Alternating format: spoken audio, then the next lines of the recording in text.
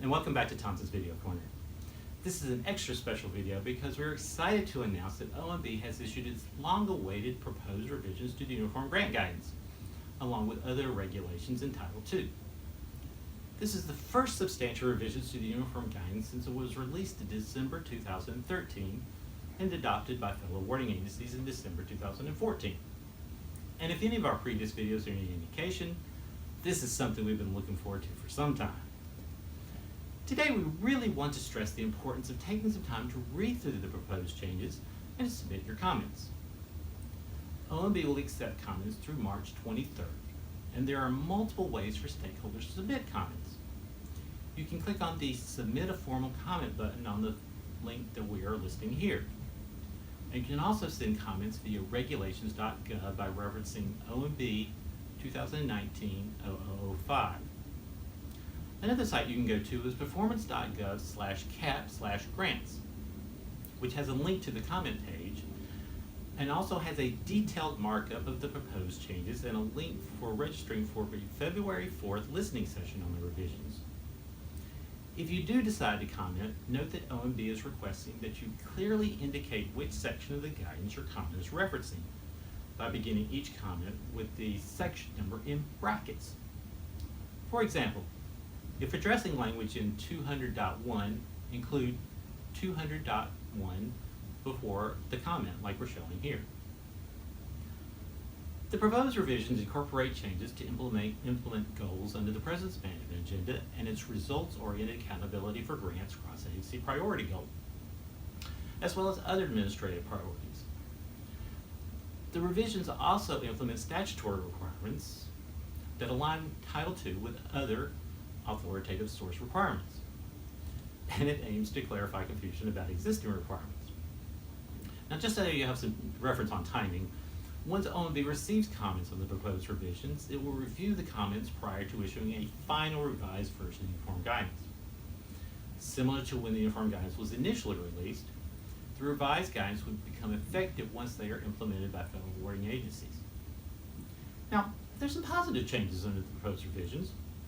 For example, OMB will remove the current dollar amount for micro-purchase and simplified acquisition procurement thresholds, thereby allowing recipients the flexibility to develop procurement policies that meet the current micro-purchase threshold of $10,000 and simplified acquisition threshold of $250,000 under the Federal Acquisition Regulation. The proposal would also expand the use of the de minimis indirect cost rate to all non-federal entities if desired, where previously it was only available to recipients with no previously negotiated indirect cost rate. It also would include changes to the closeout provision to increase the number of days for recipients to submit closeout reports and liquidate financial obligations from 90 days to 120 days. However, there's some particular areas of concern.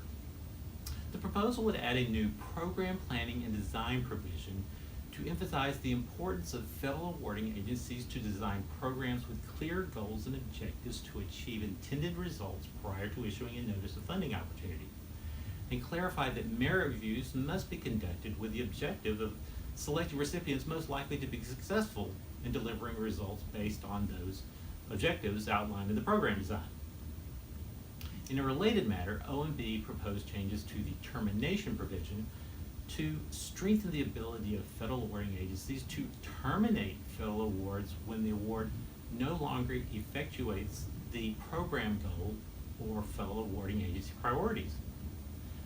Although the proposal stresses that federal awarding agencies must clearly articulate the conditions under which the federal award may be terminated in the award's terms and conditions, it's important for non-federal entities to fully understand those award terms and conditions so they know what those goals and priorities are and don't lose their federal funding. The revisions also propose revisions that would implement a new domestic preference for procurements. Now, this potentially could prove restrictive for some grant recipients that depend on procuring materials made in other countries. Also, to encourage transparency, OMB is proposing a new provision that will require all negotiated indirect cost rate agreements from non-federal entities be made available publicly on an OMB designated federal website. Then again, some recipients out there may feel that this is rather intrusive. Lastly, OMB has made certain citation changes as part of these proposed revisions. For example, all definitions contained in subpart A would be included in a single 200.1. And there's also changes to subpart C where citations are being moved forward, and in subpart D where citations are being moved back. Grantees should be aware that this change would affect the procurement provision citations, so that the procurement by states would be at 200.316 instead of 200.317, and general procurement standards would be at 200.317 instead of 200.318. The changes would likely force many grant recipients out there to rewrite their policies and procedures to accurately cite the appropriate requirement. There are many other changes, so spend the next couple of months learning what they are and how to best respond to them. We here at Thompson have been writing several articles on the changes to each of these subparts of the proposal, and we'll be following up with webinars and discussing these at other trainings. 2020 is already shaping up to be an exciting year, so stay tuned for more. Thanks everyone for watching, and have a great day.